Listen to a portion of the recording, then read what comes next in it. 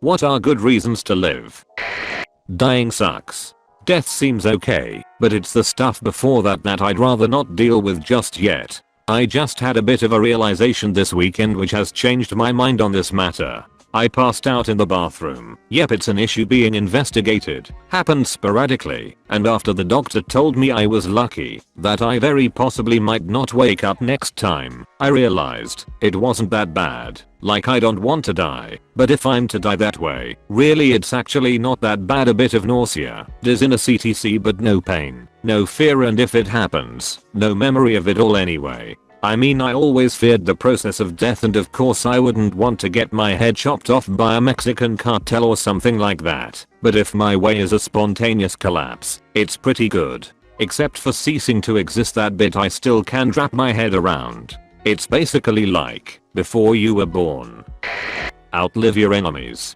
But how do I outlive myself? I guess you can never die then. Immortality through being your own enemy. Spend enough time on deep introspection that you can redraw the lines on what counts as yourself and what is an overactive coping mechanism, thus ending the enemy you, outliving them as the new you. Clone yourself. Then let the war begin. Knuckles cracked. Elminster despised. Spells cast. Yep, it's Manchun time. You can outlive yourself by creating a legacy. Your name, the Josphone 98, echoing through time while you are turning into dirt somewhere. I like to believe your life isn't just how long you lived, but the impact you leave and the ripples you make in society. Positive of chaos. You prove your past was worth bringing you to where you are now. You outlive your old problems to prove you can become a better you. Think of yourself as two people. Yourself in the real world and the you in your mind. Kinda like your conscience. You can talk with yourself and try to outlive them. Anything. At one point I was living for the Wordurl series. My life's goal was to watch all of the episodes. That was it. The one thing keeping me alive. A kids show that I should have grown out of years ago. There is never a bad reason to live. Never a stupid one. Any reason to live is a good one, especially if it's all you can think of at the moment. Of all the great and stupid advice in this post, I believe this is the best answer. Anything. Whatever makes you willing, just wake up tomorrow. Glad you are still with us. Little_MSS_sunshine. Thanks, Wordurl. I'm glad too. Without her I'd never have gotten out of where I was. I'd never have finished high school. Never have been accepted to college.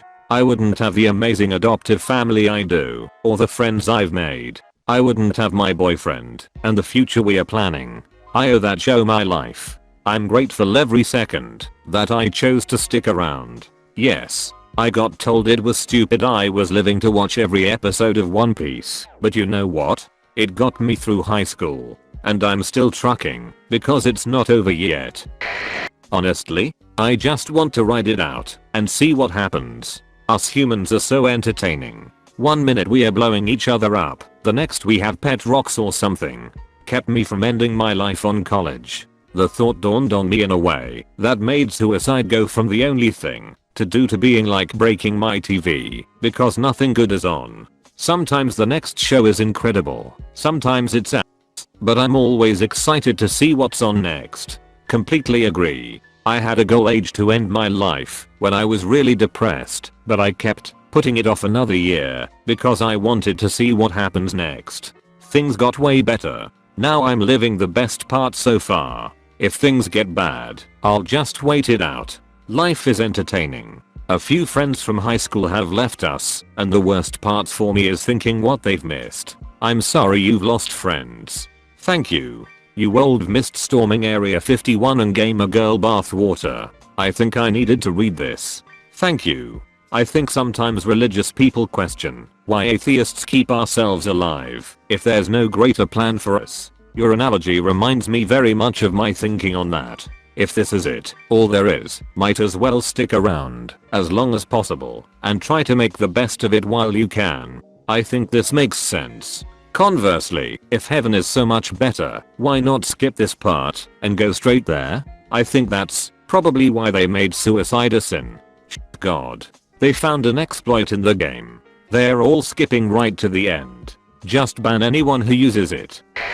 Floating in a large body of water with no distractions. Also, did you know that if you float on your back in a hot tub with all the jets on, that you'll spin in a lazy little circle? I did not know that, and it's pretty fun. It's also quite relaxing. If you're careful you can do it while reading a book. If you haven't had a chance to try that yet, you should hang on at least until you do. It's pretty rad. Empty outdoor, heated, pool in a nude spa in like 3 degrees Celsius, whilst on holiday. One of the most refreshing and liberating moments of my life. I'd happily live just to do that again. I'm picturing myself, but naked in a 5-star spa hot tub, spinning around floating in the middle just helicoptering my lighthouse beacon, while all the other guests are pressed against the sides of the pool horrified. Honey, I doubt this would've been an issue at the Hilton Garden. In my other experience of that trip was pretty much the female equivalent to that. Laid on my towel in a sauna, knees up, feet slightly apart.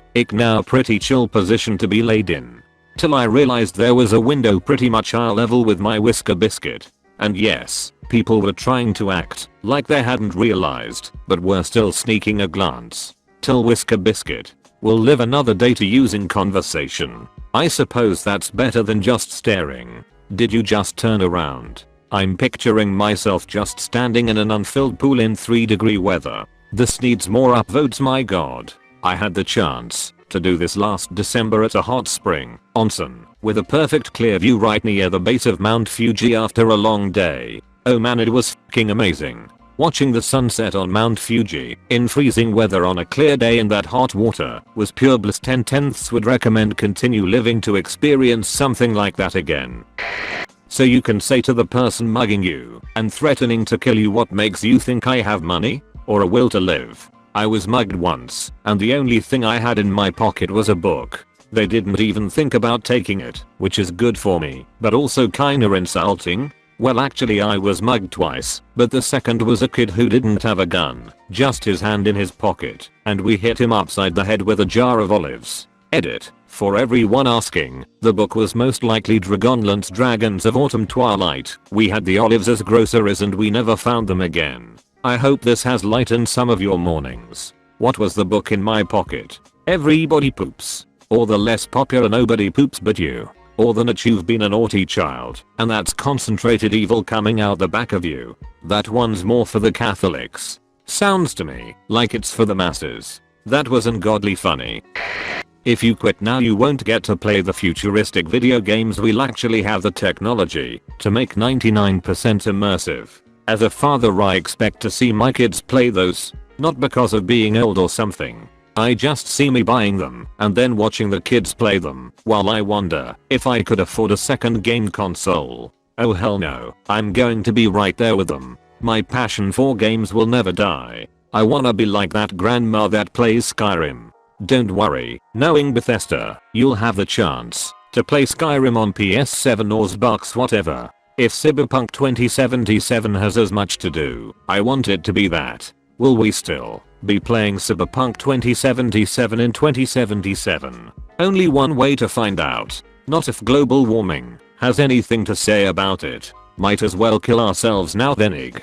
Nah man, if you're heading out anyway might as well stay to watch some of the chaos. Music is pretty neat. Music is my life. Since I was a child I wanted to be a musician. 10 years ago I started a band with my friends at age 15. We played all the time and found it frustrating how we couldn't get paid gigs or make it big.